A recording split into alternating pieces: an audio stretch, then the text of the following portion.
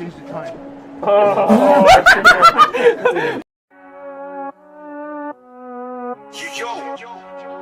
Yo. It's the curse of cow, boxers on, juice in hand. Every time he talks a ball and lands in A&E fam. Coppish settings, but this one's cursed still. R.I.P. to transfer dream. Man like Colin with a godly trim. Hairline sharp but the beard still slim. Every time he streams at the break of dawn, player gets dashed, dreams get torn. Mention Dembele, man pulled a hammy. All he did was say the name, man, that's uncanny. Craver to the Reds, now that dream got spun. Half hour later PSG said done. Uber renewal, same old twist. Video drops, man, signs you get the gist. FSG for life, Kai still curved. 2 vid and the deal got swerved. Callum, please, don't say no names. Don't do streams, don't play these games. Every time you talk, a baller drops. New deal injury, the madness don't stop. Just sip your juice, relax in peace. Leave transfers to Matt and Drifty, please. We trying to build, not bury hope. But you speak and it's back to the rope.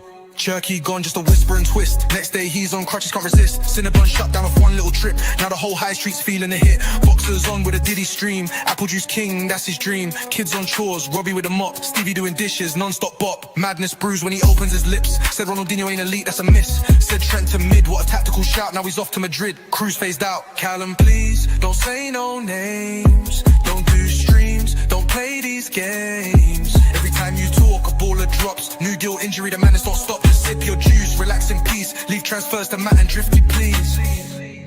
We try to build, not bury hope. But you speak and it's back to the rope. This ain't slander, this is love in disguise. But Callum's words move fate, no lies. So from now on, let the silence reign. Or we'll lose more stars to the Callum chain.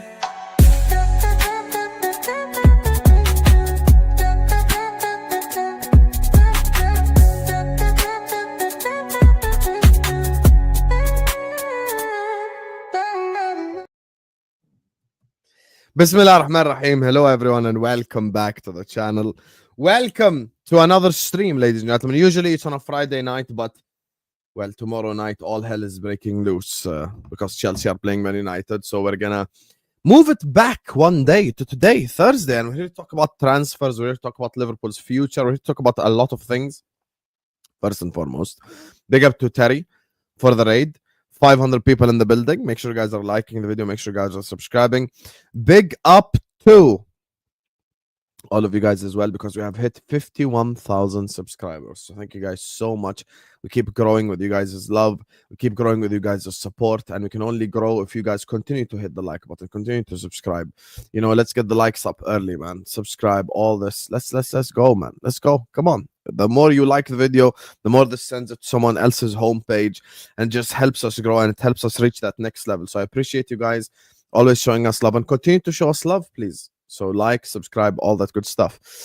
Joining me first and foremost, he is bound to get us cancelled on today's stream, but we love him anyway because he is who he is. Man like Jamie's in the building. How doing, mate? I'm good. Can't complain. Can't complain. Oh, someone got a beard cut? Oh, yeah. Yeah, I know. Got a beard cut. See how I noticed? I look beautiful again. So, yeah. Fairs. Big up to you, Jamie. Big up. That threw me off. He didn't even say like handsome or something, you know. He just said, I look beautiful. Fairs. You know what? Fairs. I rate it. Big up to you, my guy, Jamie. Joining us next on the channel, speaking of haircuts, he got me. Tarzan is in the building. How you doing, Kmack? I'm good. Oh, Letting it all hang out tonight. You know what? I understand. I tell you what, mate, the more I watch that video, the more I notice things that I didn't notice before in that video. Brilliant. The Callum diss track. Oh, I don't think Callum can handle one more video after the trial and this track and stuff. I don't know what the hell else we got planned up. Imagine I drop another video like this Tuesday. Oh my god, that would be unbelievable. Now you know where your super chats go. Best in the air. Yeah, they go to the editors, isn't it? Speaking of lookalikes, Alison Becker from New York is about to join us, ladies and gentlemen. You know, massive celebrity in the building. How you doing, Mike? Yo, big up. Big up. Hi, Mike. How you doing, mate? Good? Yeah, all good, baby. Don't get my calculator today though, because there's nothing left to calculate. Never forget. I think I have everything on this table. It's actually mad. I've got the Arteta light bulb, got the calculator, got scissors, got a pen, got lighter, water bottle, remotes, deodorant, everything. Let's go. This is the all-timer table right here. Wild transfers last night. Kenny Tete. Have you been saying the madness? Have you been saying the madness, Kmack? I'm so sick of this. Maybe. Scraps, where are you?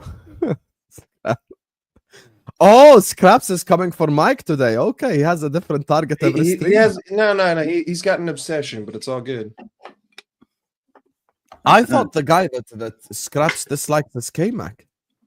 I don't think he likes was anybody. cooking- Yeah, yesterday he was cooking Tom as well. I think he just equally shits on as many people as he can with equal portions, except for Sam. So gross. I haven't seen him hate on me or Jamie or Matt. Oh, okay. He likes Jamie. There you So go. three people. So there's 3 people out of 8 billion that he doesn't shit on. Good to know. Well, on YouTube, on football YouTube, like Liverpool YouTube. So it's not 8 billion. It's like I mean, 20. listen, you know what? You can rationalize the numbers how you want. I'm going to choose to view it as 3 out of 8 billion. Fairs. Anyway, listen, before we get started, already 700 people in the building.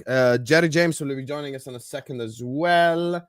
So please do like the video. Please do subscribe. All these guys' channels in the description as well. Mike Das LFC, Kmack channel. All these guys' channels are in the description. So please do go give them subscribe and go show them some love, ladies and gentlemen. So first topic of the day. The more that the life continues, guys.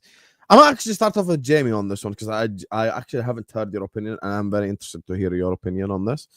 The more it continues, Jamie, the more we get news that essentially, you know, in essence, the whole Frimpong thing is done. What do you make of it? This could be one of the best transfers of the summer. I think people are too quick to always go with what he can't do instead of what he can do.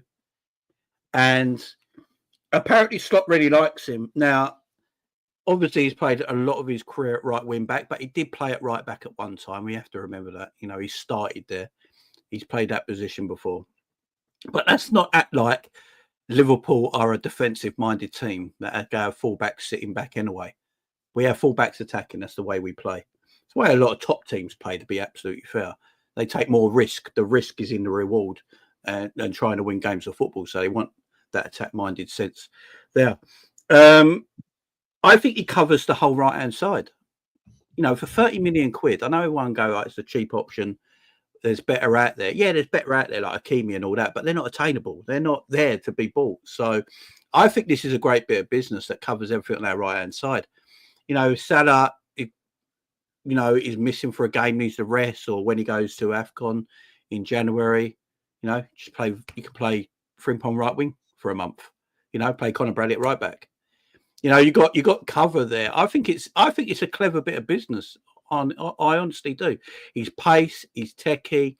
His dribbling is excellent. He's got a very good cross to me. He plays with his head up. This is what I like about Frimpong. He plays with his head up. He's always looking in the box. He likes to get balls in early, cuts them back. He can score a goal. He's a threat in transition as well, which the Premier League is mostly is. You know, balls get lost in midfield a lot of the time in Premier League football. There's a lot of transition. His pace in transition is extremely good. For 30 million quid, for a Dutch international, I believe he's only 24 years of age as well, homegrown as well. I just think this is really smart business that makes our team better. Look, losing Trent's hard because the quality of footballer, as we've always said, who we go find like for Trent? No one really. So you got to go a little bit different. And in fact, he's probably more attack-minded than Trent is because he can dribble and his pace. I just think it's a solid bit of business from Liverpool Football Club, and I think it'll probably be done after the weekend. That's what it looks like at the moment.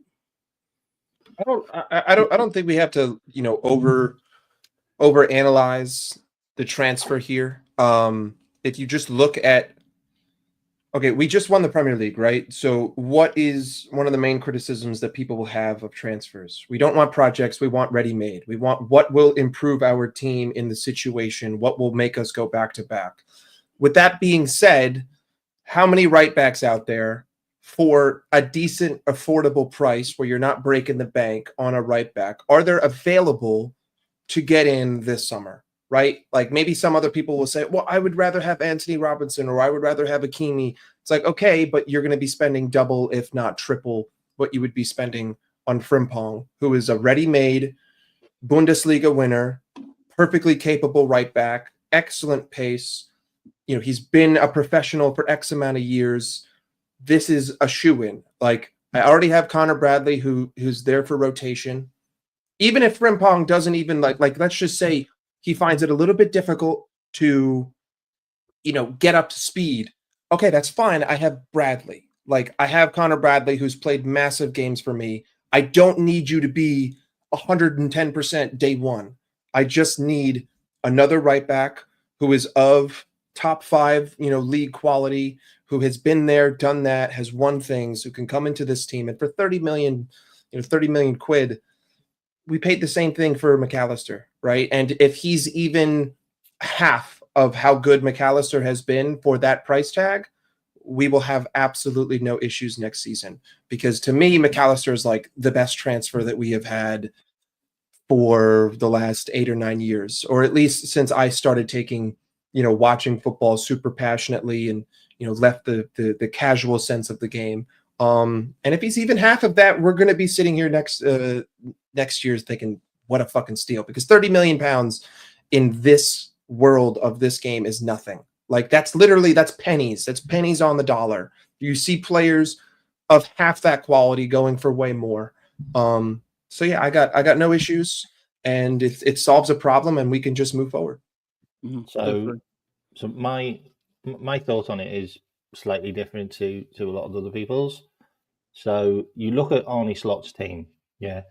What does Arne Slot's team do at the moment? They're really good tactically. Like they can play in a number of positions. They fill in positions when players are out of positions. They're interchangeable. You look at the way we've been able to navigate through games. We've been really flexible. You've got a guy that's just played for 2 years under Xabi Alonso, and he plays an absolute mental style of football where you've literally got your right back and your left back playing up front in some phases of play. Like he can play anywhere in that midfield and in that attack and in that defense. Like just watch how Xabi Alonso's team plays. Sometimes he plays a false 9. Sometimes he plays attacking midfield. This is Frimpong, by the way. And sometimes he is a right back. Like it's just the way it is.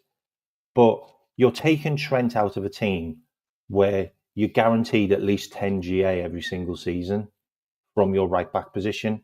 That's something that's not in a lot of teams. We're replacing him with a guy that got 17 GA this season and 26 last season. Like he can only get better. Like he's going into a team where we're more attack minded. We've got better players. We've got better players than Bayer Leverkusen players. Like we just have. Okay. And you're also putting them on the side where you've got Mo Salah. Like, and if we are going for another guy who he plays with, then my God, that's quite frightening to have that triangle in that position. Sorry, go on. You wanted to say I keep seeing people put up the price tag. You have to remember, like, this is a release clause. If the release clause wasn't there, double that at the 60 million easy. Yeah. Frimpong is going for 60 million at the absolute minimum. That's Frimpong telling the club, I'm not staying, get rid of me, get a price in. 30 million, ridiculous steal, right? But it also is an indicator of how Arne Slot is going to want to play. That means that essentially fullbacks are going to continue to attack, especially if we go out there and we get Kerkez. All that means is that he wants to be even more possession based, that he wants to be even more attacking, that he thinks that we can get better in that aspect. I mean, for all we know, Frimpong could come in, and I don't think anyone can be Trent, but that isn't to say that we can't evolve past him and that the playing style and tactically we can't move beyond him, right? Because no one can ping a ball like Trent can from 60 yards. But Could we get in a different right back who could maybe provide a little bit more stability in the possession buildup, who isn't always looking for that diagonal, who can beat a man one-on-one, get down wide. Now all of a sudden I'm on a break. Salah's got room. I could dish it off. I can play a 1-2. I could overlap. Maybe we can play a couple triangles. It doesn't really matter what tactical breakdown you bring it to. It just speaks to how Slot is going to want to play. And I think it's a big indicator on the other types of signings that we're going to have. I also wanted to mention something on Edwards as well, by the way, because I see a lot of people that are like talking about, oh, well, you've gone for the cheap option, blah, blah, blah, blah, blah. Right. Think about it like this, yeah? A month and a half ago, we were under the impression that we might still keep Trent. Like, he never indicated that he was going, yeah? And we can go down that road again, but I don't think we want to, because that'll be like another 40 minutes. So I just want to mention that quickly. He then announced to the club he's going. The first thing we've done, by the looks of it, has gone, right, we need a guy to replace Trent who's at a level that could replace Trent in GA, and he's at a quality where he can be the next Trent, yeah, as in goals and assists. We've just gone and done it with no fuss, with no threat from anybody else. We've just gone and got the job done, and we mean business. And that has to be a huge plus for us. But it also must make our rivals sit there and go, Jesus Christ, we all thought they were going to suffer when Trent went. They've just gone and got Frimpong, who's got more goals and assists than that guy. Like, he could fit right in and do a job, and he's more of a threat. So we clearly mean business this season. And this is probably the way we're going to operate from now on. And don't be surprised if we just go and make these signings, because we are more than capable of doing it, and we should be at the table for these players. No, I look, I like Frimpong. I don't think money matters here. You know, I've always said, like, who cares what person costs? Just get the right player in the right football club. Look, I've seen Man United waste billions. I've seen Chelsea waste $1.5 billion and still need footballers. Liverpool don't spend anywhere near that and have better teams and better players in their squad. So it's not always about how much you spend. It's being sensible as well, you know. And yeah, I would have preferred Hakimi every day of the week. I think most of us would have, and everyone in the chat. Not going anywhere though. He ain't going anywhere. Do you know what I mean? So he's PSG captain, for goodness sake. So, and Frimpong's available. He's there. He's go for him, man. I mean, I don't see the look. People are going to say about him not playing right back. I hear it. He's played right wing back for Leverkusen most of the time since Alonso's been there, especially. But he has played only 10 games less at right back than he has at right wing back in his career. So he can do a job there. What I like about Frimpong, and I think what Slot likes about him as well, he's got recovery pace. And if you look at our fullbacks right now, apart from Conor Bradley, no one's got recovery pace.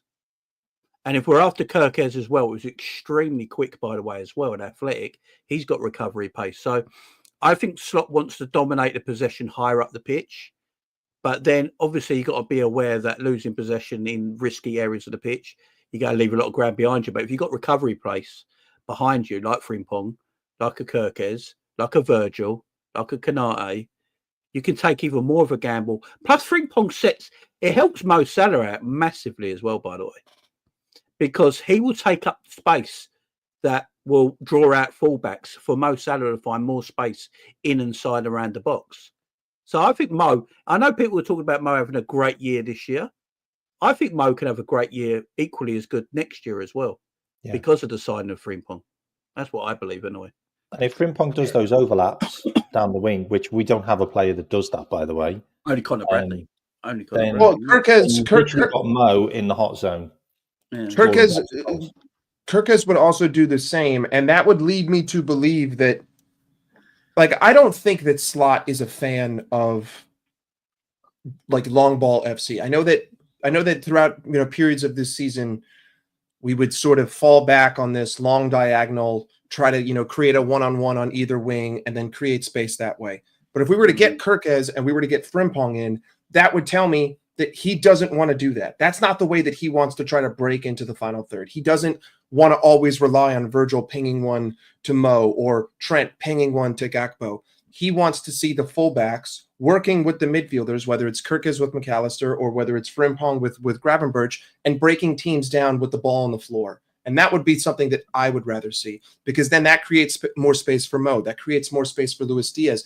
And when you have those fullbacks who can be in those positions, but then get back, and like, remember, you don't have to win a 50-50 with recovery pace, right? Like Kyle Walker is not one of the best defensive right backs in the Premier League because he gets back and he wins tackles. He gets back and he puts the player off. He gets back and he prevents you from having the space to execute to 100%. So even if I get back and I just get a shoulder on you, and that makes that ball go 6 inches further, and all of a sudden, Erling Haaland can't get a header, or Isak can't get a header. That's what defines a good right back. It's putting off whoever the attacking player is, and those two fullbacks have the pace to do that, and they also have the offensive capabilities to get up, do overlaps. I just think it's going to be interesting to see what else we decide to fill around it. And then also it'd be interesting to see how he's going to play with Gravenberch, how he's going to play with Szoboszlai. And if Arne Slot could take Ryan Gravenberch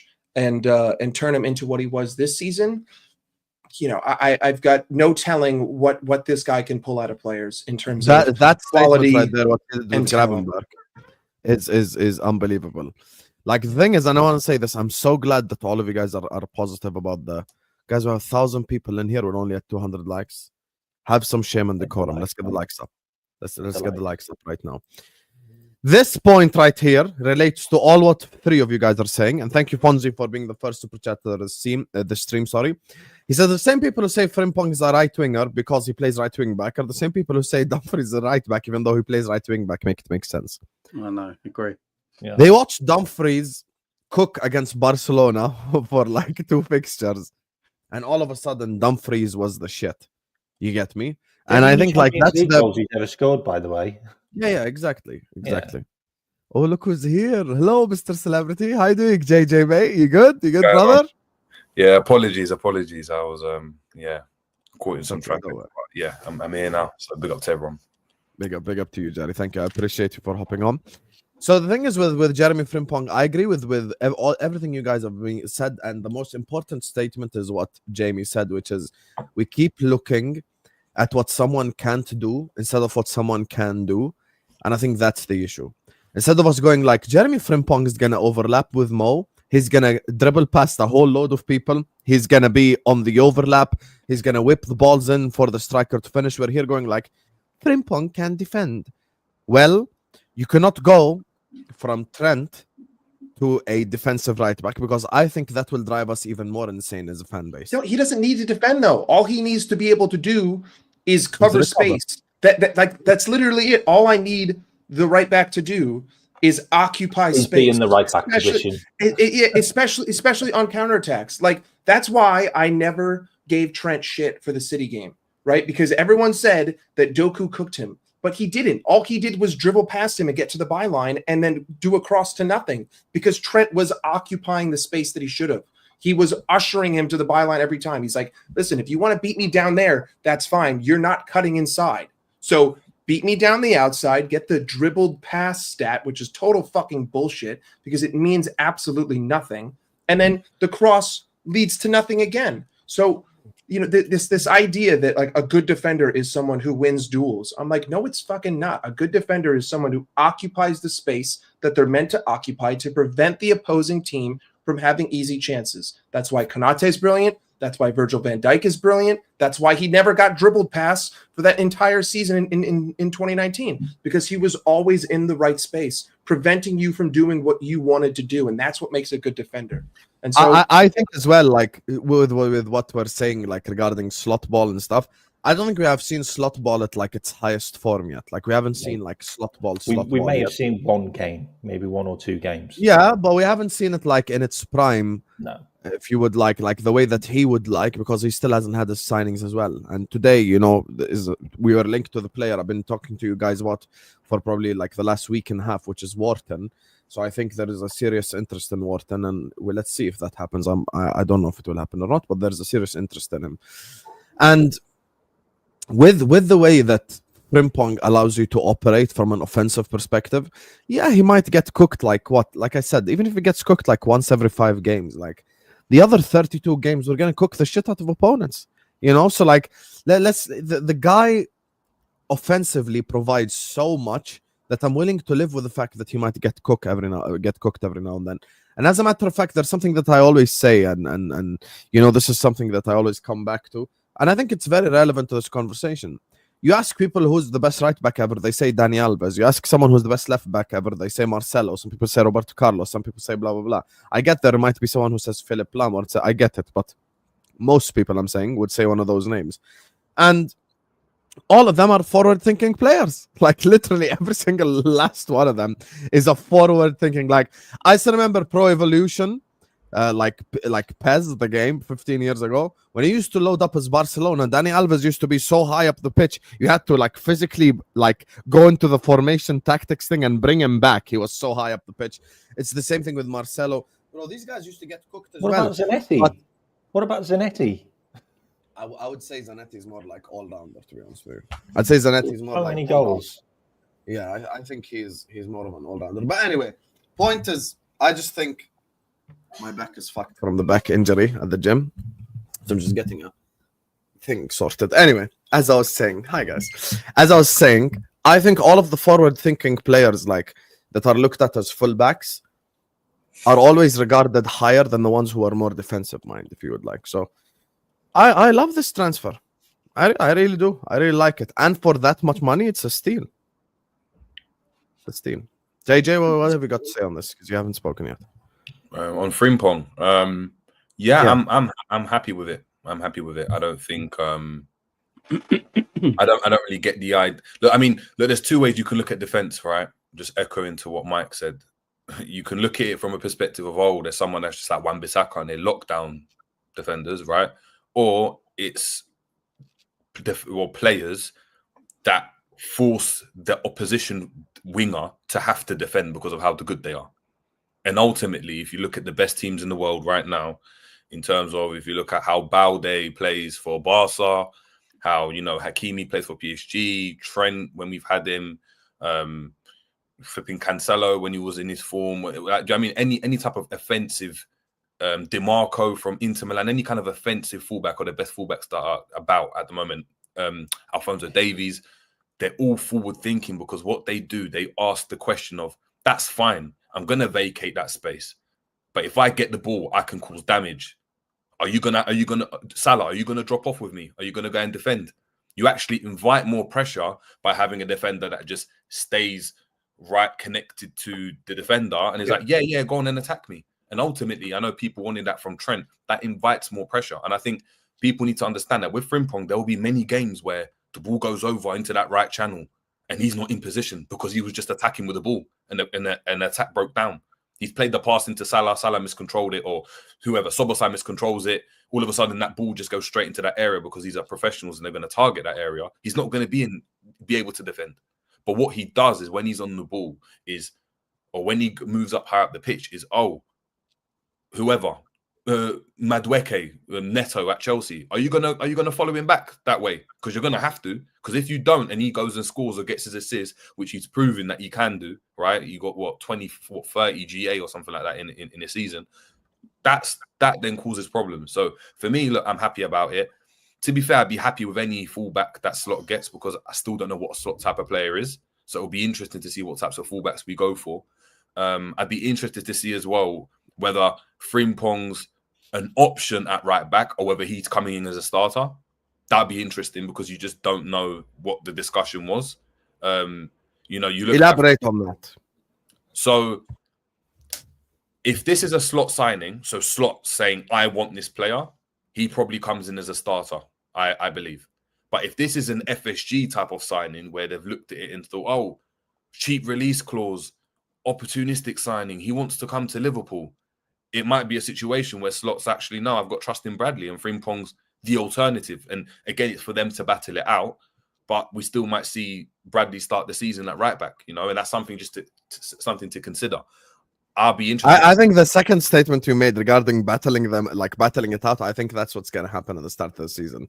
Because with Trent, it was almost like you know for a fact Trent is starting like everyone. It's just levels, right? Yeah. With Frimpong, I think they're gonna have to battle it out at the start of the season. But they're both forward. They're both forward thinking. Yeah, but it's Also, interesting. yeah, though, right? you guys, how do you listen? How do you listen? Jerry Jones angry as usual. He just said he's happy with the signing. Never the bride. Chill out. He's like smiling. He just said he's happy with the signing. He's just explaining his You guys curiosities. force these narratives. Oh He just said he's happy with the signing. He just said it. God. Chill out, bro. We're all happy with the signing, by the way. No one here is being like, Yeah, oh, I'm fully happy. Again, he's my countryman. I'm Ghanaian. He's from Ghana. Like, I'm happy. I want him to be at the club, right? But I'm just interested to see. All right, because if I was Frimpong, right, I'm looking at my profile and I'm like, I don't want to battle it out with Bradley. Battle it out. What are you talking about? Like, I'm starting. Like, I've won the league. Like, I've got X amount of goals and assists. Like, this is what I've done, right? I've been linked with X clubs. Bradley's a newcomer on the block, so it'll be interesting to see that dynamic. But look, for Liverpool's sake, for the club's sake, it's great to have two fullbacks that are battering it out. And if Bradley can keep on improving, that just benefits Liverpool. So that's good, man. Do you know what this tells me? This signing also tells me What? Is that we're going to get a legit striker, because you can't have a player like Frimpong doing what he does on the right hand side if you haven't got a number 9 in the middle. What do you mean by that? 100%. Because Frimpong's best assets is he plays with his head up. He's very good at playing with his head up, and he crosses a lot. He does a lot of pullbacks. He gets to the edge of the box a heck of a lot. And if you want him to carry on doing what he did at Leverkusen in an attacking sense, I feel like you need an actual striker in the box to finish off what he's going to do. When Liverpool had Bobby as an example, just to put it there, playing devil's advocate, Bobby weren't like a striker, and we still had Trent and Robert that were smashing balls across the box.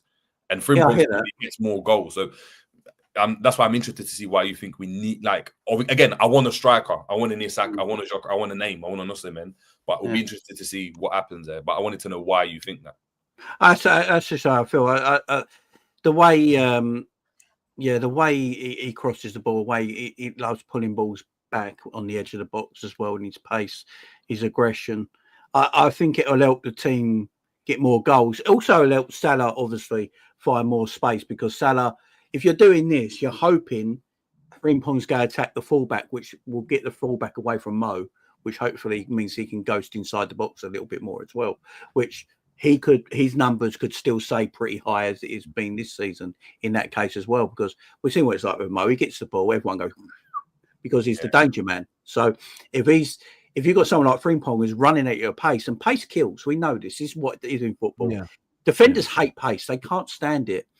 And if you've got a player like Frimpong running and attacking and dribbling, fullbacks automatically go over to him because they need to stop that guy.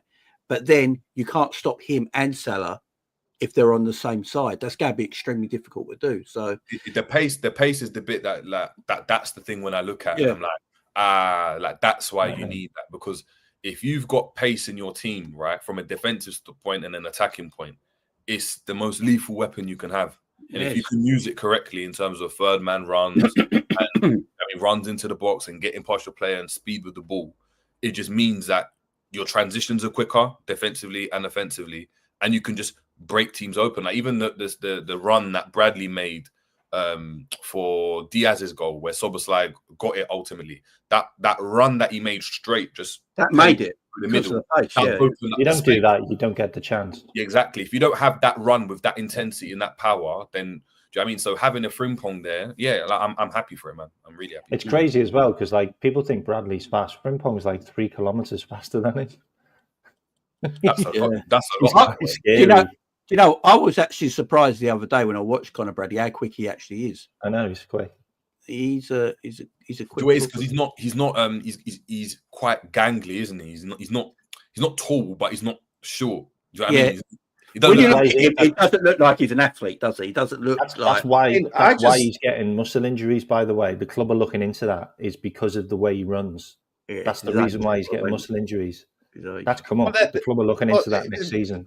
That just has to do with physiology, though. We've got to work on it. Otherwise, he's going to continue to get muscle injuries. Like, it's the way he runs.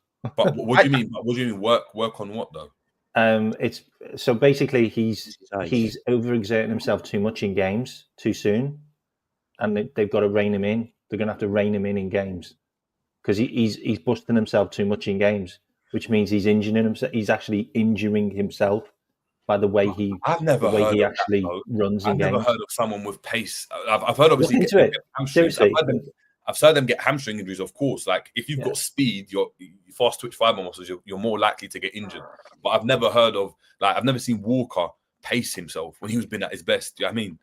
He was 100% from the get-go. Even Robbo, 100% from the get-go. So maybe again, it's just physiology, as Mike said, innit? It's just his body mechanics. There is a lot of new physical therapy science out there, like literally looking at the way that someone's legs are structured, doing one of those like mop, like those like those fucking mop suits, and then they'll have you run, and they'll be like, all right, we need to train you so that your knee is extended out this much more. And so basically you're trying to like re-muscle train how people run in order to. I've seen that happen in like athletics, like sprinting, but with football, like, it's so difficult because like physically, like in terms of like biology, you're not like, I mean, body mechanics, you shouldn't be like the way you're kicking a ball, your knee and your ankle shouldn't be moving the way it is, right? That's not a natural movement. It's not like running where it's quite straightforward. So there is a lot of pressure on knees, on ankles. So listen, I mean, look, Bradley's good anyway, so we'll be interested. Yeah. I think we got a potential to have two tremendous right-sided players next season in Bradley and Frimpong. Yeah, that bring you different things as well. You know, I know people like defensive fullbacks, but look, Liverpool have always, Trent and Robbo were the most attacking fullbacks I've ever seen in English football at one time. You know, and our defensive record was good. It's not always about the fullbacks doing the defending. It's about your midfield. It's getting your midfield correct. I actually think having someone like Frimpong in your team means Gravenberch might play a little bit deeper, might even drop back a little bit deeper. He won't have to do them marauding runs anymore if you've got Frimpong who can do them marauding runs, which means Grav can drop back a little bit, which means you have a bit of cover. But then he doesn't want to drop, does he? He wants to play as an 8. He does, but he'll do what he's told, man. yeah. But we're like, going to do that then. I'm Virgil at the back. When I hear Frimpong and I hear Kerkez, like what excites me the most is that that's an indication that Slot wants to play quicker in build-up, right? Like to me, I felt like during this season when we had games where we looked offensively poor, it was either because we were getting pressed to death, which, you know what, fair play. Like some teams are just excellent at pressing, but for the most part, those teams couldn't do it over 90 minutes. So, you know, with games like Brighton or even Southampton, like, okay, by the time the 60th minute comes, all of a sudden you don't have legs anymore. I have space. The game ended 2-1. So it's the, you know, pressing. And then when we were just too slow, right? Like there were often times where I felt like we were lacking either an overlapping run or an extra man, or there was just too much space in between who had the ball and who didn't, to where we started to play slow, lethargic football. So if you bring in a Kerkez and you bring in a Frimpong, people who can get forward with pace, but get back with pace, people who are technically good on the ball, people who can provide delivery, that's an extra option. And an extra option equals faster play. Faster play equals more defensive work equals more errors, etc. So, you know, if we can play quicker. That also shows me another thing, Mike, that we're going to pin teams down. Which is what I want to see. What I want to see. What happen is it's going to be Van Dijk and Konate at halfway line and the other team pinned. I brought up, you know one thing that I just never want to see again? I never want to see Kwanzaa right back again. Because Kwanzaa right back again made me want to stick pins in my eyeballs. Now, the fact that we have these two right here, rotate, offensive thinking, that's what I want. Because there is something that happens. When we play a forward-thinking right back, it brings the best out of our best player. I use 2 examples. Fulham away, first half with Curtis Jones right back, second half with Bradley right back. Salah significantly got better. Newcastle away, Kwanzaa right back again. Oh, wow, that was amazing. Kwanzaa right back, first half, and then Trent comes on second half, and he just looks a lot better because when he gets the ball and Kwanzaa's playing right back, or for the people in the chat who want a defensive thinking right back, his option is turn around, pass it to the right back, and then the right back passes it to the midfielder. Then the midfielder passes to the other midfielder, and then to the left back, and then to Diaz. and then Diaz has to do something one-on-one, or the same thing happens again, and it's a cycle of the same exact or thing. McAllister gets caught on the ball. Yeah, or someone gets caught on the ball and we just get concede. So for me, I want a forward-thinking fullback. I want someone who can put the ball at the back of the net. I want someone who's active going forward. I want someone who can create. I want someone who can, you know, and I think one of the things as well, someone mentioned it earlier on the chat, I apologize, I forgot who. It's not just about overlapping runs, it's also about underlapping runs. And it's about the runs that Frimpong will be making into the box, where Salah will find him because he's quicker than everyone else. And then Frimpong pop, bang, shoot. You get me? So that's the thing. So I think I love this from Zebulu. Best defense is attack. Exactly. The best form of defense is attack. You know, let's go. Instead of doing all this defensive shit, let's go all out football. Fuck it. Why not? I think it's a fantastic move, to be honest with you. And I think him and Bradley will rotate. Because one thing with Bradley is, and I have to be honest about this, in the last year and a half, he has had 3 injuries. So there's not something. The problem is on that though. That's where I look at it. And with Frimpong, I don't think if we get Frimpong, I think he plays. They're going to rotate. I think Frimpong's the starter personally, because that injury concern for me is something that you want consistency in the team. So yeah, you want rotation when you can rotate. So you play an FA Cup game or you play a dead rubber game in the Champions League. You want to rest players 100%. But Frimpong's what, 24 years old, 23 years old, 24, right? 24, yeah, 24. Right. Frimpong, yeah, he's quite young. I think he's 23, 24 years old. So he's very, very young. Still has, 10 years of his career ahead of him, right? At the way sports science is going, he's going to be playing games all the time. I don't think Frimpong's availability is so good as well. That's the thing about it, is we haven't signed another, he's great, but he does pick up the odd injury. This guy plays every single game at the intensity that he does. And if Bradley can't do that, right, and which he's proven that he can't do, even when he's had the chance to go and play this season, I think Sop looks at that and is like, yeah, you're good. We can keep you there as a rotation. You're young, but are you going to start? The scary thing is, the scary thing is about Frimpong, how many times have Bayer Leverkusen won a match in the last minute and Frimpong scored the goal? And he's also in the box at that time, which means he's put so much effort in all game running up and down, and he still managed to be in the box to score the winner in like the 90th minute. Like Xavi Alonso's team were just like, you couldn't rule them out of the game when it was like 2-2 in like the 90th minute. They did it over and over again. Like, so he's got the athleticism and he does it all game long. And Kerkez is the same, by the way. Like, Kerkez is an absolute machine. Like, I don't know what they're feeding people in Hungary. It must be the goulash. Yeah, no. I honestly, obviously, we all think Trent's a wonderful footballer.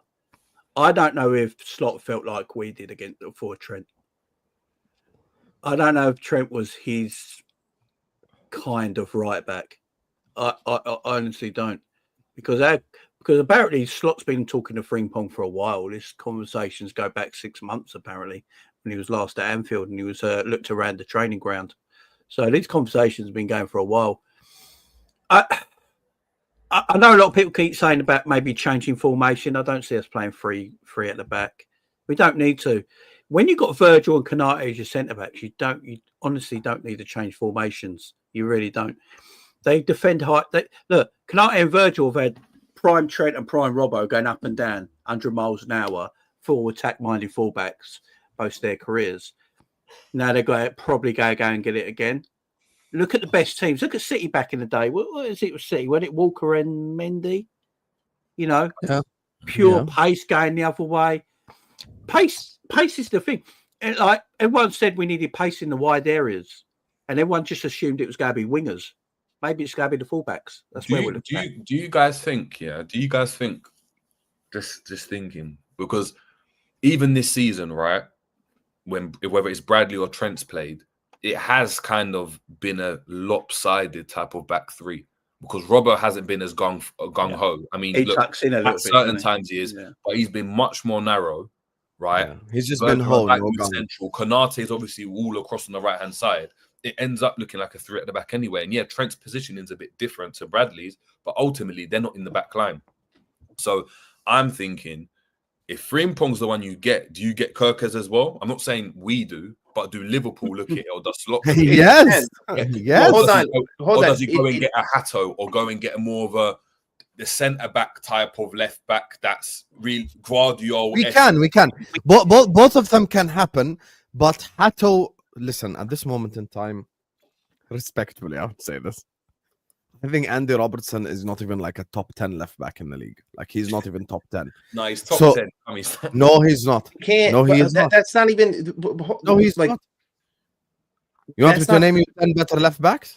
Husam, No, that isn't even the angle. That's not the angle. You want me to go there? I can name you 10 better I left do backs in the Prem. I do in the Prem. Go on. In the Prem? Yeah. Okay, let's go. No problem. Here. I'm going to go based off of like literally the league table itself. So you got Timber. Okay. No, but he plays right back though. Left back. So you're looking played Skelly. left back when everyone's fit because White plays right back. So you're saying Skelly? No, when everyone's fit, White is right back, left back is Timber. Yeah, but Skelly. I would still put Lewis Skelly over Robertson right now. Okay, no problem. Skelly and Timber both are better left backs. You get me? Lewis Hall, Newcastle is better. Okay. Guardiola, Manchester City is better. I agree. Cucurella is better. I like Cucurella. For me, Kerkez is better. Okay. Anthony Robinson is better from Fulham. 6. Ait Nouri is better from Wolves. You think? Okay. Based on form. Have some shame. You think about Ait Nouri? I think. I'm asking. I just said, do you think? That's all. Ait Nouri, we're at 8 now. 7. I think. What's his name? I think a right back who's played left back for Nottingham Forest has been better. Nico Williams. What's the name of the fucking Spurs left back? Oh, Udogi. Udogi's That's better. 9. I hear that's 10 8. is Estupinian. Let's go. I mean, someone's just put Liver Morento. He's It's actually a a left good back. argument. But we shouldn't be looking at it. We should 11 Simicast. We should not be looking at it that way though, Hussam, because what this has shown me is that within 2 weeks of Trent announcing that he's leaving, we've already secured his replacement, which tells me that the club is going to act with urgency this summer. So, to your proposition, Jerry, I think that if neither left back were to leave the club, you would have a point here. That do we need to go after Kerkez? I believe that the club would prioritize different positions over a left back. No. I think I'm misunderstanding. No, Kate, I think I'm misunderstanding, Mike. What I'm saying is not that we don't go for a left back, but do we go for a left back of the profile of Kerkez? Oh. So when I speak about Hatto, that is or Gvardio, or Ake, that's a different type of left back. Yes, and that's the thing that I think could happen. Yeah. That's why when everyone keeps telling me Kerkez is done, Kerkez is done, there's a world where Kerkez does not sign for Liverpool, by the way, just so everyone knows. That's a thing. Anyway, let me just grab these super chats before we move on to talk about sexier positions, forward positions. You get me? So we started off defensively, now we go to the forward line. So let me just read these super chats. Big up to Fonzie, who says also big up Miculations, is what Fonzie's saying. They want us to league. What do you want me to say? Can I just say there's one left back that you can't even big him up. Has not got European football this season, and he's been on our radar for a long, long time, and he plays for Leipzig. Lukeba, left back, can also he just signed a new deal. Doesn't matter. I think you're gonna have to pay 60 to get Lukeba now. Too much money. I don't think that we're gonna spend that much on we were going to pay 50 on Huijsen. Yeah, but Lukeba is still too much money. It's too much money to put in that. He's been a really good player. Right? Huijsen's eating paella with fucking Trent now, so that he is a left back. He's left back all season. Big up to Promo, who says apparently Huijsen to Madrid may not happen. Promo, Habibi, I love you, but do not do the copium. Madrid are involved. They're gonna sign fucking. Let him go to Madrid, bro. The kid's like 19. Like if they want to splash the cash on him, let them splash the cash. Just put the prize in the bag. Exactly. Listen, Madrid are involved. These Spanish. He's all want to move in a couple of years. He's not the only. He's not the only center back available, bro. Like he's not the only guy on the face of the earth, and we don't need. Okay, if you were to bring in Huijsen, you think he's going to be happy when he's sitting behind Konate for 30 games of the Premier League season? I don't. Imagine having two defenders who in their respective leagues are the top 3 at winning the ball high up the pitch. The best defense is attack. That's what I'm saying. Like, people who don't want Frimpong are people who hate football. Me, unfortunately, I love football. I love rock and roll football. I love heavy metal football. I love offensive thinking football. I'm not one of these ones who like this defensive shit. I'm really not a defensive football guy at all. I just love forward thinking football, and I look forward to it, to be honest with you. So I can't wait for us to have flying fullbacks, wingers flying high up the pitch, midfielders bombarding. Let's go. Do you know when Chelsea had their defensive record? Yeah, in Mourinho's first year, I wouldn't actually call them a defensive-minded team because they scored like 90 Premier League goals. Yeah, but they had a lot of good players. Yeah, but they did. What I'm saying is, like, teams that sit back and play low blocks usually concede more goals than teams that go out attacking. Yeah. But The best defense is attack. The difference is, though, if you go and look at like Conte and Mourinho, which are two more defensive style managers, they had forwards that could kill you, though. That's the difference. Like, we see it in certain games, like where Stoke would sit back, right? But that one game, Kenwyne Jones decided to be God. Do you know what I mean? And every shot went in. Or Ricardo Fuller decided to flick it over someone's head and volley it. If you've got a player that can do that consistently, the low block can kill you. And Real Madrid are the best at it. Real Madrid, how many games in the Champions League where they just sit back and they're like really comfortable, but they've got killers up front. And all that happens, they catch you in transition, and all of a sudden they're like, you've dominated the game, but you lost 2-0. And Liverpool have experienced that, and so have City as well. So I think look, low block again is part and parcel of the game. It's like there's positives to it, but there's also negatives, isn't it? So if you're rubbish and you're playing a low block, yeah, it probably gives you a chance of like not losing the game because you can't be expansive. That's why we need a striker, because we do have do have like killers up top, but they kill us instead. Name a better right back. Like, to anyone who's upset about Inside. Frimpong, name me Slowly. Do me a favor, go in the chat section right now and name me a better quality right back that you can buy for 30 million quid, and then we can have a conversation. But if you can't do that, there's no point arguing. It's literally that simple. What do you think of Liverpool going Dutch? Long game to have the next Dutch generation all come to LFC. I like the sound of this. Slot, Verge, Gakpo, Gravenberg, Frimpong. Listen, there is a negative side to this as well that we must acknowledge. I don't want us to create the Dutch national team. Like, if this was 15 years ago and it's like Robben, Van Persie, Wesley Sneijder, blah, blah, blah, I'm like, okay, let's go. But I don't want us to create the current Dutch national team. You get me? I'd rather have, Nations League. I'd rather have from all over the world. Would you? You'd want obviously Virgil. We've got Gakpo. You want Gravenberch. You like, and obviously you want Frimpong. You're happy about Frimpong. If Xavi Simons came, would you be happy about that? Yeah, but I prefer someone else. But of course, would you be happy to have another Dutch player called Reinders? Got what, 4 starters that are Dutch? Yeah, Simmons would be good. 4. But خلاص, ended there. Don't do more now. The Dutch are renowned to being the European Brazil. That's what they're called, don't it? So I'm very much like honestly, Austin my Powers. personal dream is Shirky. That's like legit my personal I think that happens as well. You think it happens? I think we get Shirky. Yeah. I don't think. Oh wow, Jamie! I wish it would. Don't think we get Wirtz, but I think we get Shirky. Makes more sense. Slot helped Jimenez at Feyenoord change his stride, is what Reed is. The fact that he changed Jimenez and can't change Nunez, tell you all you need to know.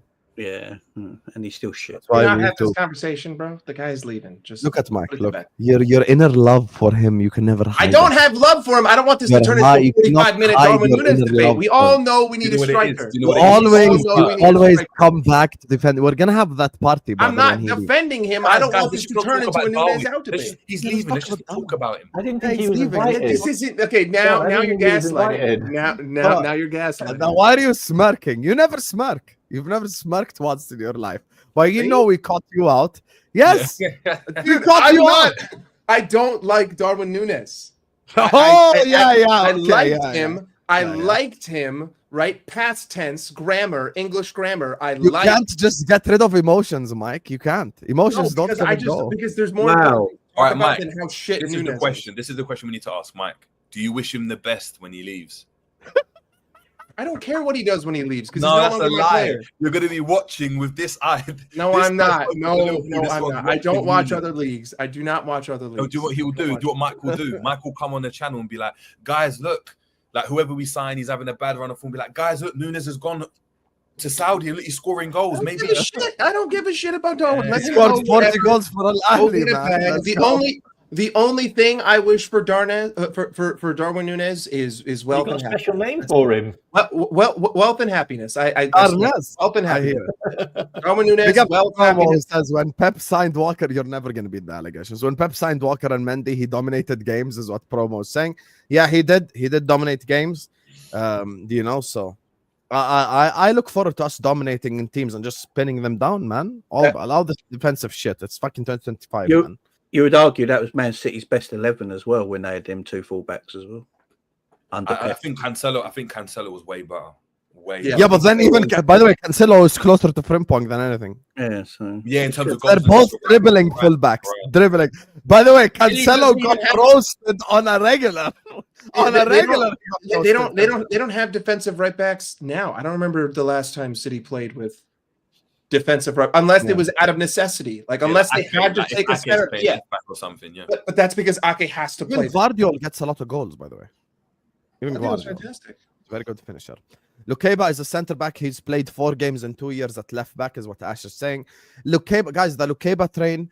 I was on that train last summer, and I told you guys that we're interested in him. There might be still remaining interest in him, but he's too expensive. We're not going to go pay 60 million on a position that is not a priority. That's the thing. Anyway, big up everyone locked in. Speaking of positions that are priority, we're going to be talking about the forward-thinking positions, Wirtz, Isak, etc. You know, forward-thinking players.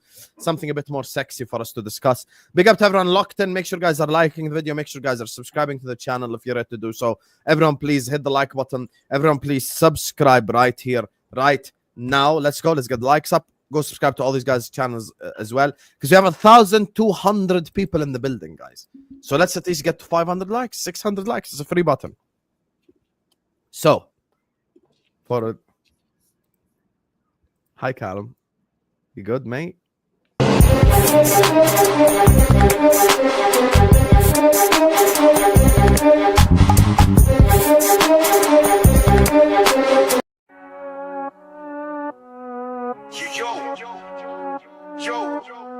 It's the curse of cow, boxers on, juice in hand. Every time he talks, a ball and lands in A&E fam. Coppish settings, but this one's cursed still. R.I.P. to transfer dream. Man like Colin with a godly trim. Hairline sharp, but the beard still slim. Every time he streams at the break of dawn, player gets dashed, dreams get torn. Mention Dembele, man pulled a hammy. All he did was say the name, man, that's uncanny. Craver to the Reds, now that dream got spun. Half hour later, PSG said done. Luba renewal, same old twist. Video drops, man, signs, you get the gist. FSG for life, Kai still curved. 2 vid and the deal got swerved. Callum, please, don't say no names. Don't do streams, don't play these games. Every time you talk, a baller drops. New deal injury, the madness don't stop. Just sip your juice, relax in peace. Leave transfers to Matt and Drifty, please. We trying to build, not bury hope. But you speak and it's back to the rope. Cherky gone, just a whisper and twist. Next day he's on crutches, can't resist. Cinnabon shut down off one little trip. Now the whole high street's feeling a hit. Boxers on with a Diddy stream. Apple juice king, that's his dream. Kids on chores, Robbie with a mop. Stevie doing dishes, non-stop bop. Madness brews when he opens his lips. Said Ronaldinho ain't elite, that's a miss. Said Trent to mid, what a tactical shout. Now he's off to Madrid, Cruz phased out. Callum, please, don't say no names. Don't do streams, don't play these games. Every time you talk, a baller drops. New deal injury, the madness don't stop. Just sip your juice, relax in peace. Leave transfers to Matt and Drifty, please. We try to build, not bury hope. But you speak and it's back to the rope. This ain't slander, this is love in disguise. But Callum's words move fate, no lies. So from now on, let the silence reign. Or we'll lose more stars to the Callum chain.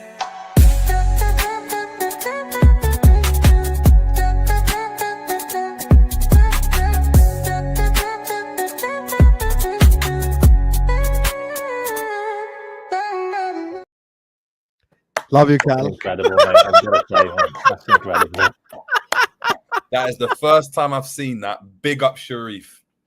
Big up, Sharif. That is Incredible. actually elite. I'll be honest with you guys. I'll be Incredible. honest with you. Incredible. Love you, Callum. If you still haven't run away, I love you anyway. I love you. If you want the link, I'll send it to you. No, we can't have names. We can't have names. We can't have names. Hey. Oh yeah, this is true. This is true. We can't have a curse. Even Mike is calling you out. It's over for you, Especially Callum. the next It's over. ones.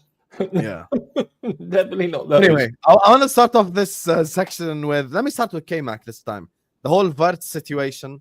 What do you think of it? What do you think of like, the forwards we've been linked with? Isak, Alvarez, God forbid, Sesko, everything Liverpool related right now. Talk to me, brother. I mean, you look at the way Slot plays. Like, how many times has he played with like false nines this season, where he plays like his strikers quite deep? Maybe he's just, I don't know. Like, maybe he wants that guy who's got the athleticism who can create. I think he's got 15 assists and 16 goals this season, and they haven't even had a brilliant season like Leverkusen. His numbers are really, really good. He's just got everything, can he? He can play wide, he can play in the centre.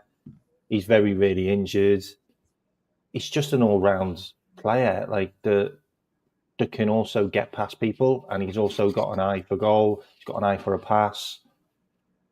I just think you throw him in as a number 10, and you have a good number 9. Like maybe not Alvarez, maybe not Isak now. Maybe that's where we're looking. We can't get one of them over the line. Then you've replaced some of that threat with another guy who provides a lot of threat. So maybe we are looking at, I know his name's been mentioned in the chat, Nkunku, but maybe we are looking at an Nkunku, or maybe we are just looking at an Osherman now, or someone like that. I think even in Mbuemo. The Kmack, as they like to say in chat now, the Kmack bomba, right? If Wirtz comes to Liverpool, which first and foremost, you have to deter not only Bayern Munich, who would be the larger club in Germany, and as we all know, based on the status quo of the precedent, big players in Germany typically go to Bayern Munich. They don't leave the country, especially Germans, right? Wirtz is German. Makes most sense for him to go to Munich. Even if he doesn't go to Munich and he doesn't go to City and somehow he comes to Liverpool, to me, that tells me that at the absolute best, the only striker that would be in our price range, given we don't sell a striker or we don't get the proper money for them, would be Liam Delap for the £20 million release clause because they're getting relegated. If we sign Wirtz, the bomba that I see is that we go out and we get Delap. If we decide to part ways with Darwin Nunez or Diogo Jota, because I just don't see us spending £100 million in a creative position and then spending another £80 million on a striker. Now that's all, the only way that happens is if we sell Nunez for 70 million and we go and we take that 70 million and we put it towards a striker of equal value. I don't think that we're going to splash the cash in every single position. So we're either going to get the big ticket in the 10 or we're going to get the big ticket in the 9. And I think both of them are equally unattainable, but to me, Wirtz would be the more realistic one, given the fact that I just don't see Newcastle getting rid of Isak. I can't wrap my head around that, especially with Champions League football pretty much shoot in now. I don't see that. And also, Jonathan David would be free, if I'm not mistaken. Yeah. So that would only further my point that if you're going to splash the cash on the 10, you're going to go for the budget signing. I also don't think that Delap is a bad signing. I'm with Jamie here. I just need a guy who will play 35 games and have better than a 15% conversion rate. I'm not looking for a fucking Ferrari. I'm not looking for a McLaren. I need a nice, reliable, souped-up Toyota. Maybe even, an early 2000s Supra, something that's just going to get over the line and knock you off your socks, but it doesn't look as flashy as a McLaren.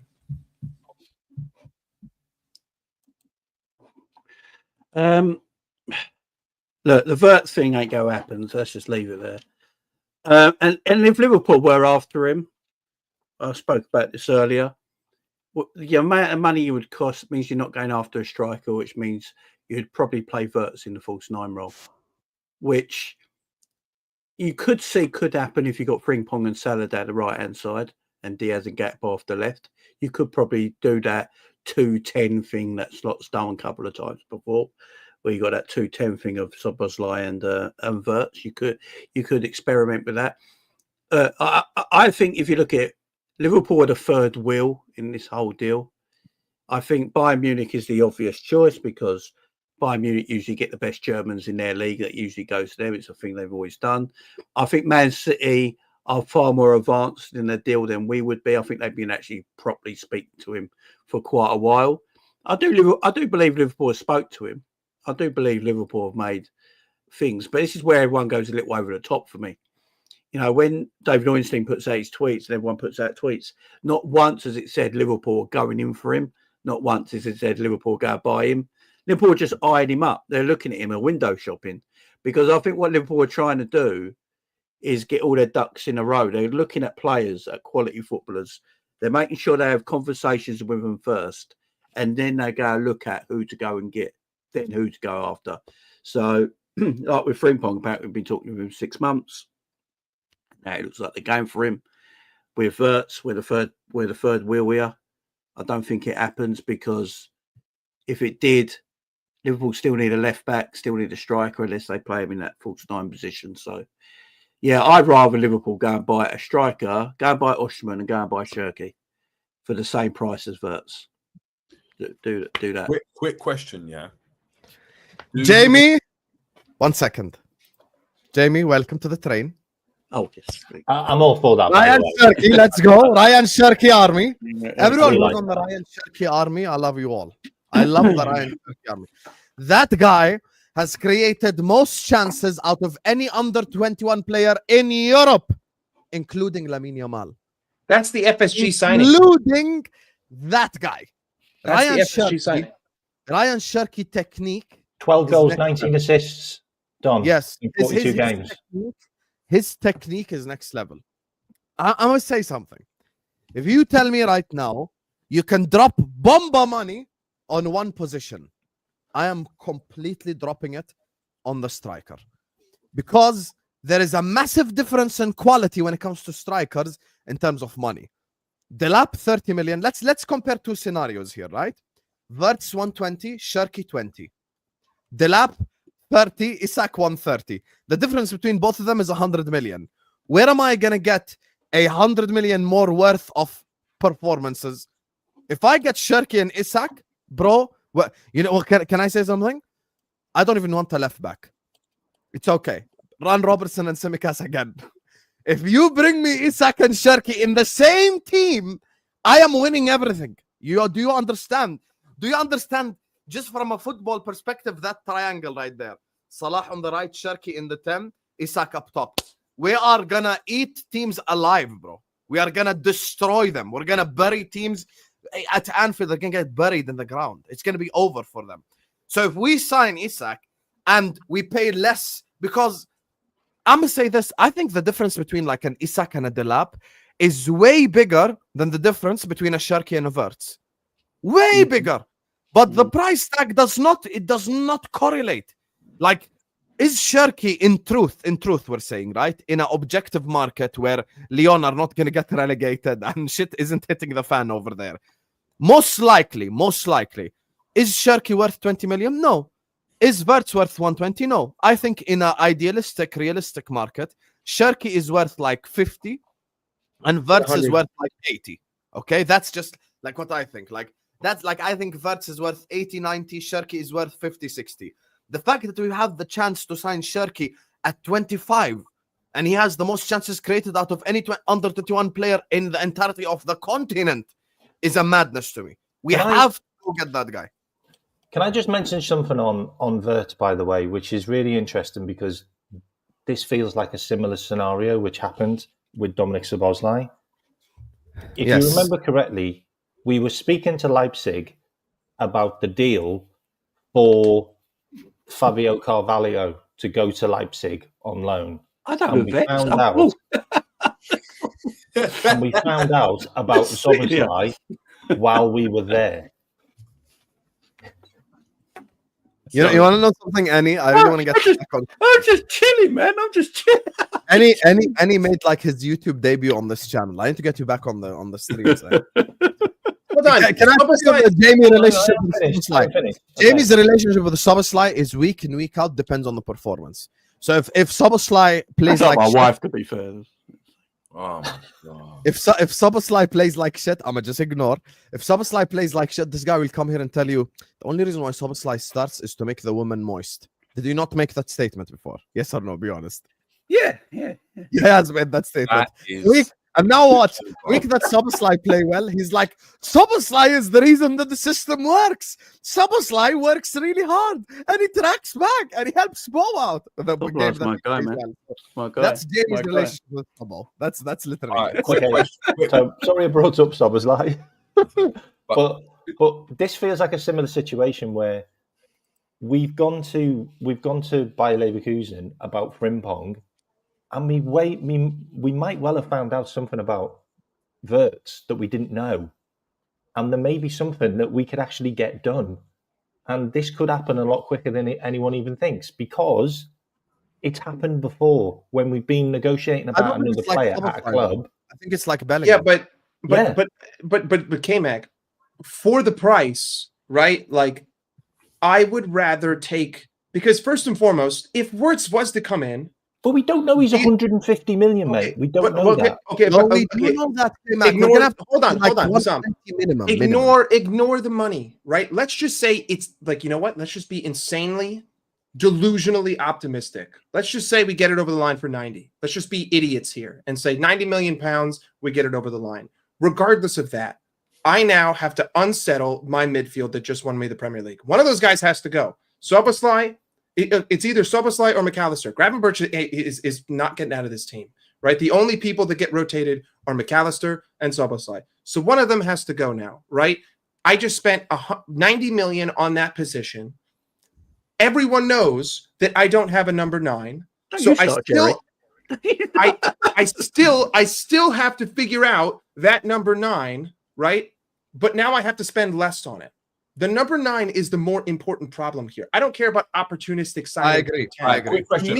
To me, the opportunistic signing would be Cherky, because he's 25 million pounds, and I have to unsettle my midfield. I know for a fact that no matter who I buy at the number 9, Diogo Jota is made out of a bag of glass, and Darwin Nunez cannot hit the broadside of a fucking barn. So no matter who I buy, he's going straight into the starting 11. It's not the same for midfield. And if we're going to view it that way, I'm going to take my financial risk at the number 9 for the starting position, not the financial risk for a number 10 when I don't even know if that 10 is going to play well. Like, what happens if we put a creator in there who doesn't track back, and all of a sudden the whole right side of the pitch, the whole left side of the pitch is fucked? Because for as much as we want to shit on Soboslai, the man is everywhere, right? And he's been told to be everywhere. Is Flortian Wirtz going to do the same? I don't know. But at least with Cherky, that's 25 million pounds. And I know that, you know what, on the day today,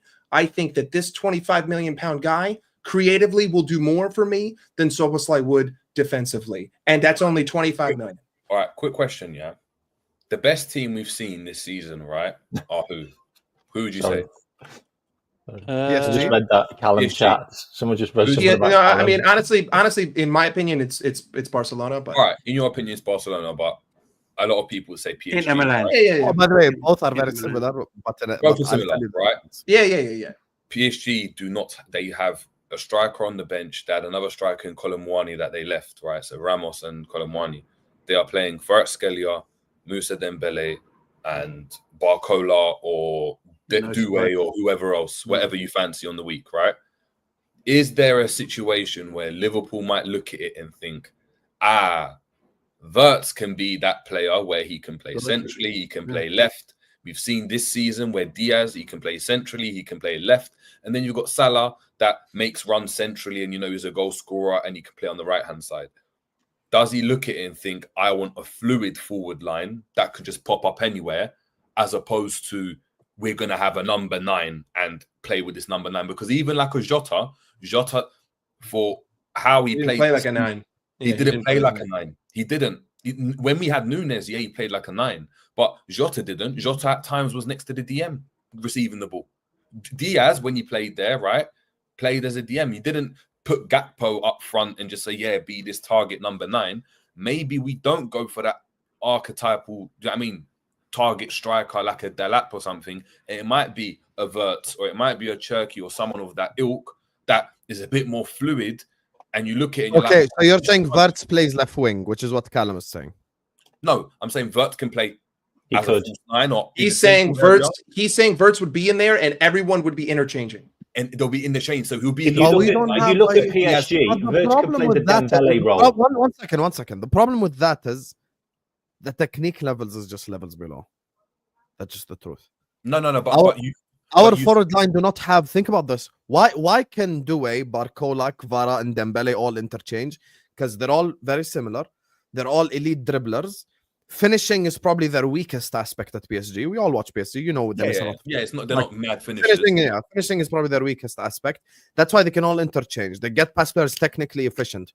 Our one is completely lopsided. I've got a right winger who is elite playmaker, elite goal scorer. I've got a left winger who's elite dribbler.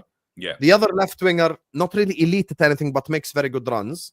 yeah. Jota, let's not talk. Nunez, I don't No, want but to- ignore Jota and Nunez. Let's say, just for argument. let's say they both But- leave. But let's Yeah, but say then you Wirtz- can't do that with Diaz and Gakpo.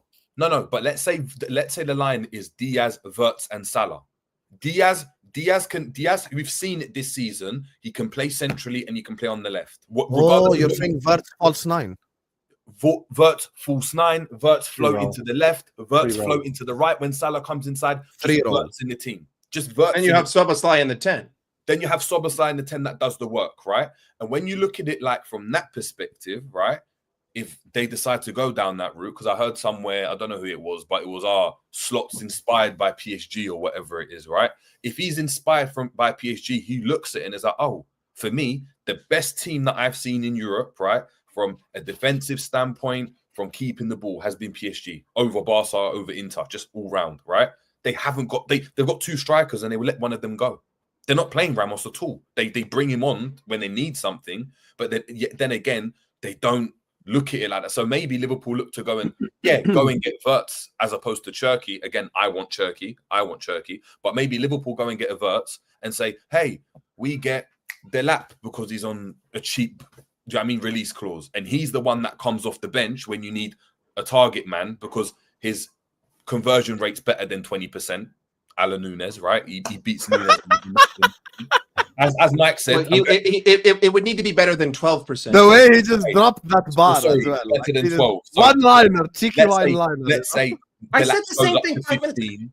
Let's say Delap's goes up to 15, but the starting team is this forward line where, of course, you have Salah and he gets all the goals and he'll get all the assists.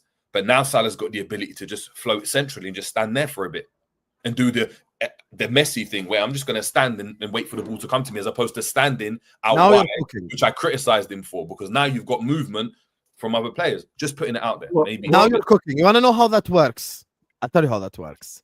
If actually we sign a right winger, we sign a striker, and We just play did sign. We just did sign a right winger. No.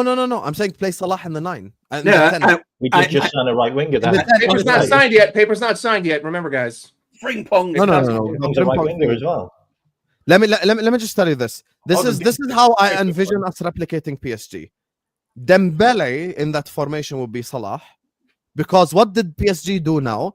Out of the wingers they have, the best finisher is who? Dembele. yeah. Finisher, just purely. So what they did is they Same make Dembele the final ball to Dembele. So what we can do is we can play Salah in the 9, but then you're gonna have to go get a right winger who is very technically efficient and who can dribble and who can play out of the press. And then you're gonna have to have. It might work with Diaz actually. I can't lie to you. Diaz would probably work in that aspect of things, but then you would need as well a number 10. So like that's the thing. So you could. No, but think about PSG. Who's their number 10 in that format in that team? Who's the number 10? Oh, sorry. My bad. I meant we need a number 6. My bad. I apologize. Like Ah, Wharton. Yeah, Wharton. Yeah. You do need someone like that, and that's what it is. Maybe we're looking at it, and it's going back to what it was with with Bobby, where it was like, yeah, I know they're fluid, but Mane's on the right, stepping Neymar, making him shift left, and Salah's in the box, and you can't pick up those three. Because when you look back on it, that was devastating. You didn't know who was going to be where.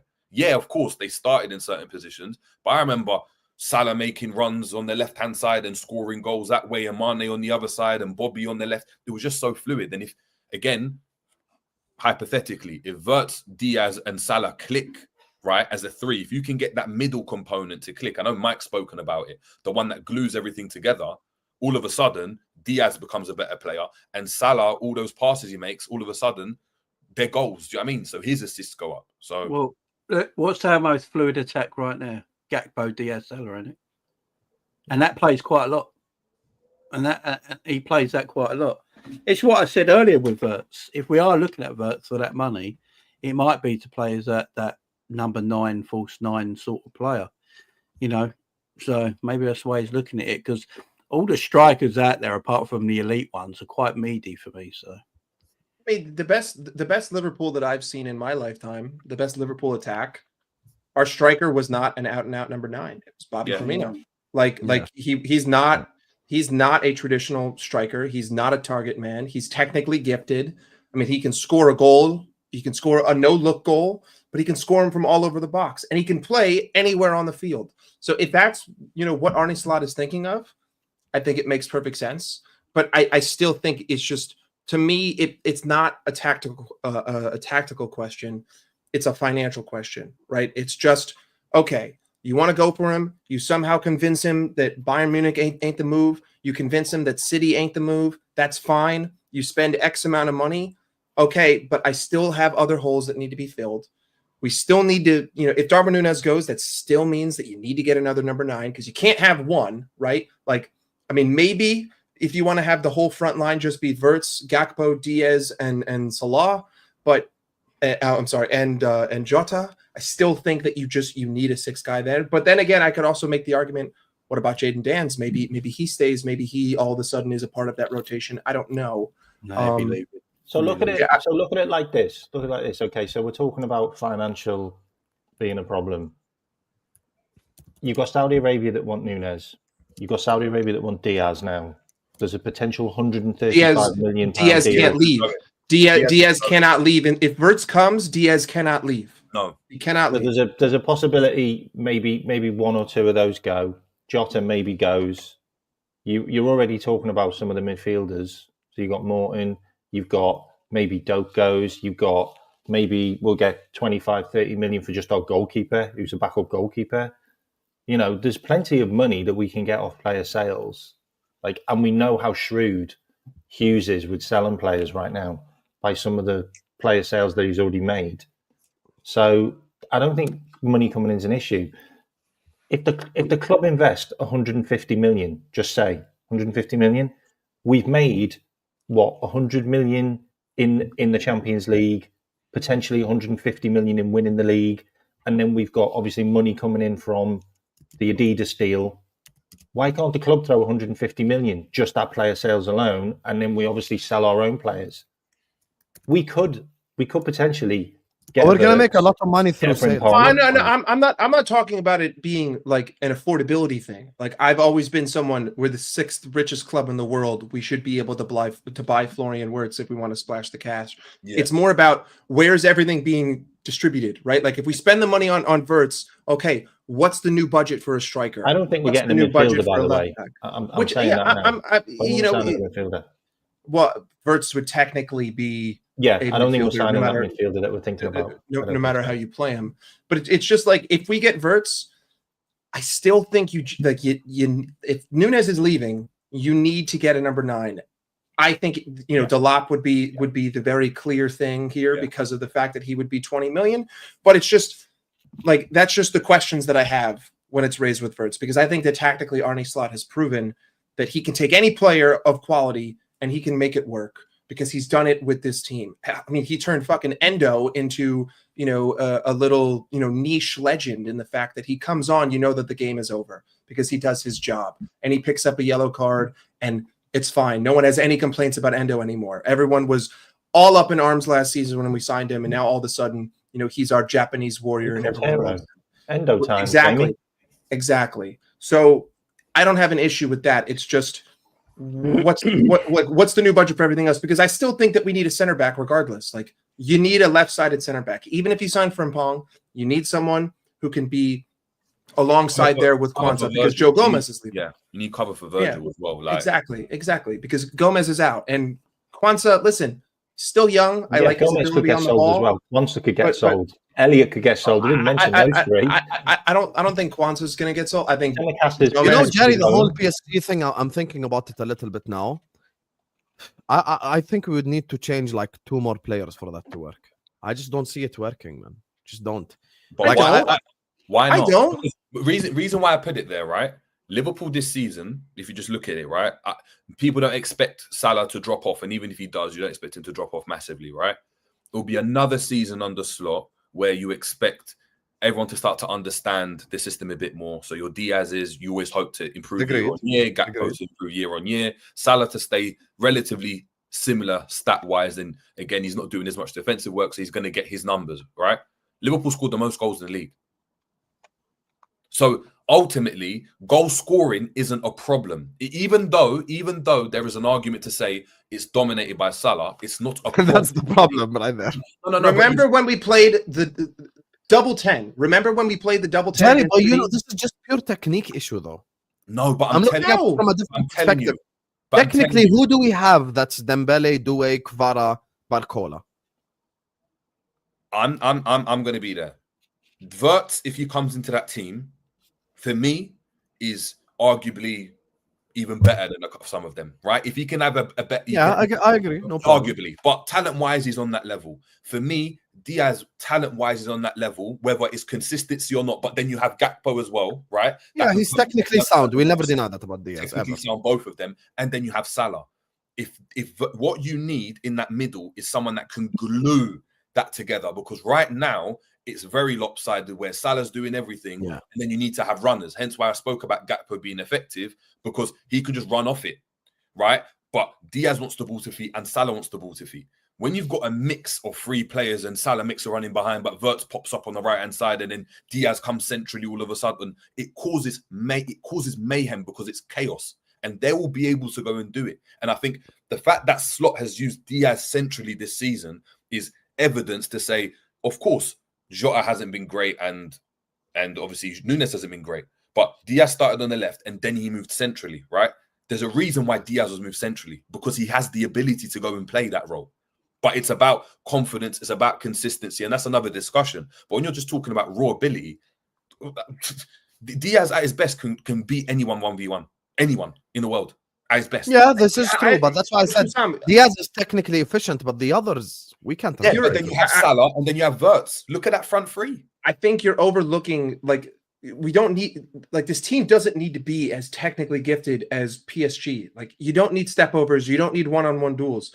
When we played in that double 10 formation against City, everyone was raving about it because of how fluid we looked up front. If you were to get Wirtz and put him in the 9, Szoboszlai can still do his defensive work, but the man is perfectly offensively capable.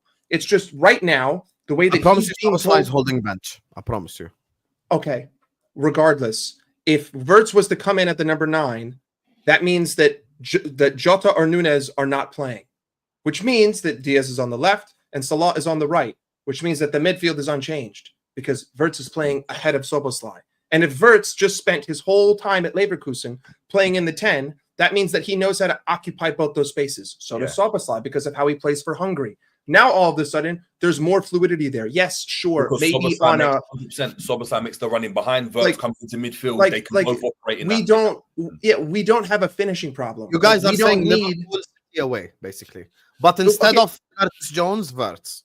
Because when you think about it, like we scored the most goals in the league by like 15 this season, right? Like modern football, you don't need a Diego Costa. Like you don't need a Peter Crouch. You don't need an out and out. I'm sitting in the middle of the box, number 9. You don't need I'm not going to be ignorant and name more names. Regardless of that, I think that a system like that could work if you get it over the line because of the fluidity that it would provide for both Szoboszlai and Wirtz. That gives them more space. That's another creative,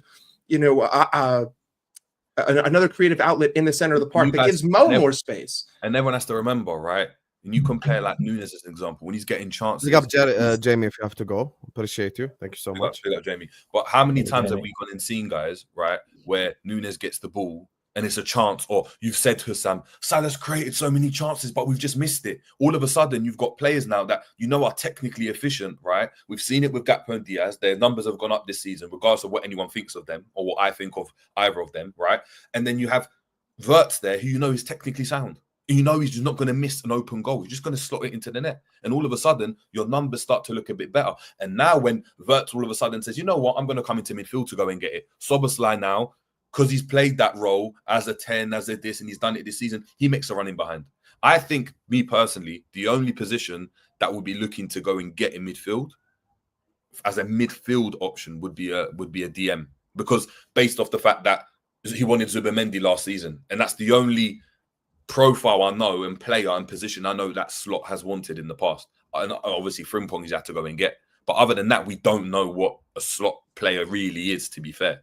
So the Wharton links I'm excited about. If we can get a Wharton in, all of a sudden, do you know what I mean? You know what? To be There honest, is a lot with you, more truth to Wharton than people think. So If- that's all I'm if- saying. What is it? ITK Hussein?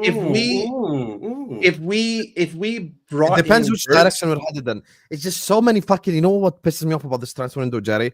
Every time I speak to someone, and it's always someone I trust, it's always like some domino effect related bullshit. This whole thing is so changeable. It's unbelievable. Like nothing is concrete at this moment in time. I'm not even joking. Literally nothing is concrete. Kerkez is not concrete. Imagine we could just say fuck off Kerkez. We're signing someone else.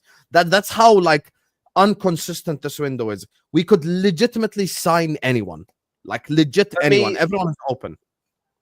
My question here okay, so for a lot of the season, we saw in possession that we were playing a 4-2-4 out of the back, right? Like a lot of times you'd see the back four, then you would see McAllister and you would see Gravenberch, and then you would basically literally see a straight line. It was Luis Diaz, Szoboszlai, Jota or Nunez, and then Salah. Would that 4-2-4 not work literally astronomically better if the middle of that 4-2-4 was Szoboszlai and Wirtz, right? Yes, Basically it would two work. tens, Yeah. two tens in the middle. And so if that's the way that I saw us playing consistently, like the most consistent I saw us building up from the back was in the 4-2-4. To me, like But just then I need my left logically- winger to bang, Mike. Hold on, because Luis Diaz can bang. I think that the biggest issue with these players at this club is that oftentimes they don't have enough space, right? Or maybe they just don't have enough inspiration. Look at the way that we would play. Like Szoboszlai, when he drives, he's looking for Mo. Luis Diaz, when he cuts inside, he's looking for Mo. We don't create from central positions. We just choose not to. If you put someone in there who is inherently a central creator, like that's his entire MO. I create from the middle of the park, which, listen, I love Szoboszlai, but I'm not going to put him on the same sort of creative status as Wirtz or even McAllister. Like McAllister can do that job. But If that we signed creates more- Rodrigo, everything they're saying would work. Everything. that creates more space for both of them. All I'm No, saying it's next level. is that if you get Wirtz, that 4-2-4, I actually have another creator from the center. Now I have Szoboszlai and I have Wirtz. Both can create centrally. That gives more space to Luis Diaz and to Mo Salah. And then you add Frimpong into this whole fucking discussion, who can overlap with Salah. So now I've got an overabundance of creation on the right side. I actually have concrete creation in the middle. And listen, you can shit on Gakpo, you can say what you want, but the man cuts in and the man shoots rockets. And Luis Diaz can beat a man one-on-one. So on the day, whether I need Gakpo for his pace and power, or whether I need Luis Diaz for his technical ability, like the 4-2-4 makes more sense than signing Isak and playing a 4-3-3, just based on how we have played this season. That makes more sense. I understand where you're coming from. I think this is just domino effect related. Wherever we go, as long as we make the correct signings and we play the proper style, we can trust in the coaches and the nerds. The one thing, I hope we all agree on is we should not sign Benjamin Sesko. Big up 90 goals with Darwin Nunez. That's all I'm going to say. We scored 90 goals because Salah exists, not because Darwin Nunez. Yeah. No, I said Imagine out of those no, I didn't say cause. I said with. I said Imagine because because out of those 90 goals, with Darwin 50 Nunez. of them is responsible one guy. And you think the attack is strong. Listen, Mo could do the same thing next season, bro. No, Mo's he cannot. Yes, He's a year he- older. No, he cannot. Okay, if you give Mo more space, what's the reason why Mo hasn't been hitting the same at the end of the season? Because Mo just doesn't have enough space anymore, right? Like that's it. This whole second half of the season, he hasn't had space. He's just marked If up. I add another central creator who occupies defenders and creates a threat, you can't double up Mo anymore. Because guess what? Mo's just going to chip it inside to Szoboszlai. Szoboszlai is going to chip it to Wirtz. Wirtz is going to say, should I chip this defender or should I take a shot here? Like, if you add more elements, Mo gets more space. We just need to add more elements. Mo gets more space. Mo gets more numbers. It's that simple. We'll see. We'll see. Big up everyone locked in, guys. We're just 15 likes away from 500 likes. Can we just get 500 likes? You frauds. It's a free button. Close the live chat. Hit the like button. Let me just grab these super chats. Big up everyone locked in. Big up to Redline Tarango says, Ryan Sherky Army rise. Hey, big up the Ryan Sherky Army. Let's go. The army of the Ryan Sherkies. You get me? I would love Ryan Sherky at Liverpool. His technique is honestly just next level. I just need that guy at my football club. I need to just witness a technical number 10 at that level. Fuck my life, bro. It's going to be beautiful football. Big up to Muhammad. Thank you so much for the super chat. We're 5 likes away from 500. Let's do it, chat. Hoyson giving real ultimatums over wages. Boy got more backbone than Trent is what Muhammad is saying. Listen, Muhammad, I love you, brother. Thank you for the super chat. I'm just going to put the fries in the bag. And in my mind, Hoyson is off to Real Madrid already. I won't even lie. It's finito, that one. Big up to Punjabi Firmino. What a name, Punjabi Firmino. Wirtz will probably play as our number 9 like Firmino, is what Punjabi Firmino is saying.